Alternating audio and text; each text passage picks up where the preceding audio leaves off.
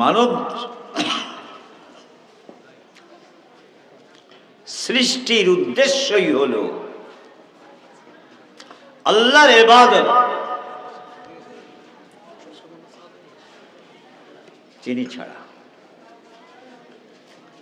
মানব সৃষ্টির উদ্দেশ্য কি বলুন না?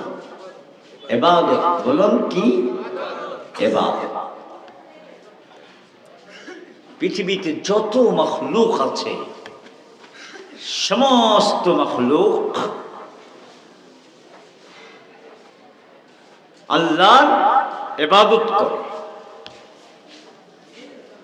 প্রত্যেকের নামাজ আছে। কোরআনে আল্লাহ বলেন, কুল্লুন ক্বাদ আলিমা সালাতাহু ওয়া তাসবিহা। যত প্রাণী এই পৃথিবীতে আছে, লক্ষ কোটি কোটি কোটি কোটি কোটি প্রাণী, প্রত্যেকটা প্রাণী জানে তার নামাজ কি, তার ইবাদত কি, তার তাসবিহ কি। প্রত্যেকটা প্রাণী জানে এবং সেইভাবে তারা আমল করে। আসমান এত বিশাল, সেও ইবাদত করে। জমিন এত বিশাল মখলুক, সেও ইবাদত করে। ফেরেশতা এক একটা এত বড় মখলুক।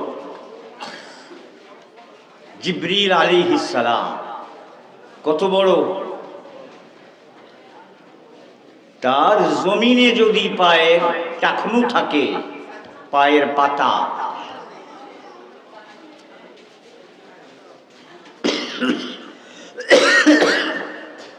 হাঁটু থাকে কোথায়? হাঁটু থাকে প্রথম আসমানে। পা জমিনে আর হাঁটু কোথায়? প্রথম আসমানে। জিবরিল কত বড়! কত বড়! সে আল্লাহর ভয়ে থরথর করে কাঁপে। পৃথিবীর সব কিছু আল্লাহকে ভয় করে। এই জন্য আল্লাহকে মানে। আল্লাহর হুকুমের বাইরে এক বিন্দু পরিমাণ চলে না। এই যে সূর্যটা দেখতে পান, পৃথিবীর থেকে 13 লক্ষ গুণ বড়। 13 লক্ষ পৃথিবীর সমান একটা সূর্য। এই সূর্য কি করে বলেন? কার হুকুমে চলে? কার ইবাদত করে? আল্লাহর ইবাদত। এই যে পূর্ব দিক থেকে ওঠে, পশ্চিম দিকে অস্ত যায়, আল্লাহর হুকুমে। এটাই তার ইবাদত। প্রতিদিন আল্লাহর থেকে অনুমতি নেয়, আজকে কোন দিক থেকে উঠব। আল্লাহ পাক হুকুম দেন, গতকাল যে দিক থেকে উঠেছ আজকেও সেদিক থেকেই ওঠো। প্রতিদিন সে আল্লাহর কাছে সিজদা করে, সিজদা করে আল্লাহর নির্দেশ গ্রহণ করে যে আজকে কোন দিক থেকে উঠব।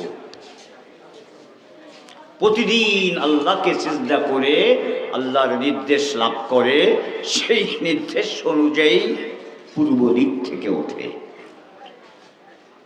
এমন একদিন আসবে সূর্য সিজদা করবে, আল্লাহর কাছে জানতে চাইবে আজকে কোন দিক থেকে উঠব। একদিন এমন আসবে, সেদিন আল্লাহ বলবেন আজকে পশ্চিম দিক থেকে উঠব।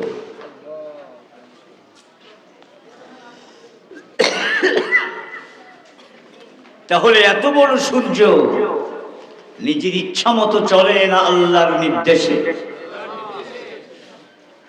আল্লাহর নির্দেশে চলে। পবিত্র কোরআনে আল্লাহ পাক এ সম্পর্কে বলে দিয়েছেন, والشمس تجري لمستقر لها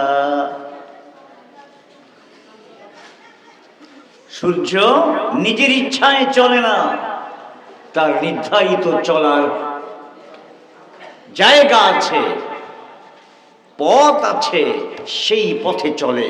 আল্লাহ পাক যেই পথে তাকে চলতে বলেছেন। ذلك تقدير العزيز العليم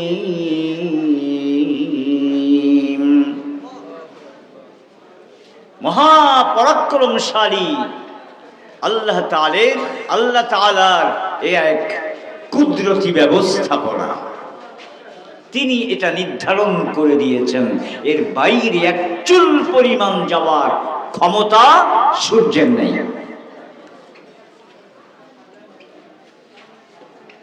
কিন্তু আপনারা আসমানের কথা শুনলেন, ইবাদত করে, জমিনের কথা শুনলেন, ইবাদত করে, সূর্যের কথা শুনলেন, ইবাদত করে, চন্দ্রের কথা শুনলেন, ইবাদত করে। বলুন তো, এরা ইবাদত করে জান্নাতে যাবে? এরা কেউ জান্নাতে যাবে? একজনও জান্নাতে যাবে না। এরা হুকুম মানতেছে, এরা হুকুম মানতে বাধ্য। কেন জান্নাতে যাবে না? এরা হুকুম মানতে বাধ্য। আল্লাহ তাদেরকে বাধ্য করে দিয়েছেন। বাধ্য হয়ে কোনো কাজ করলে কোনো পুরস্কার নাই। বাধ্য হয়ে কাজ করলে কি নাই? পুরস্কার নাই। কিন্তু যদি হে মানুষ তুমি ইবাদত করো, তোমাকে কেউ বাধ্য করে নাই। মানুষের ব্যাপারে আল্লাহ কোরআনে বলেছেন, মানুষেরটা একটু পরে বলি, তারা যে বাধ্য না, এই প্রসঙ্গটা আগে শুনে নেন। আল্লাহ পাক যখন আসমান জমিন এবং এর মধ্যে যা কিছু আছে সৃষ্টি করলেন, তাদেরকে লক্ষ্য করে আল্লাহ পাক বলেছিলেন, ইতিয়া তাওআন আও কারহা, আমি যা বলবো তাই মানার জন্য তোমরা তৈরি হয়ে যাও, ইচ্ছায় হোক অনিচ্ছায় হোক, তৈরি হয়ে যাও। قالت أتينا طائعين,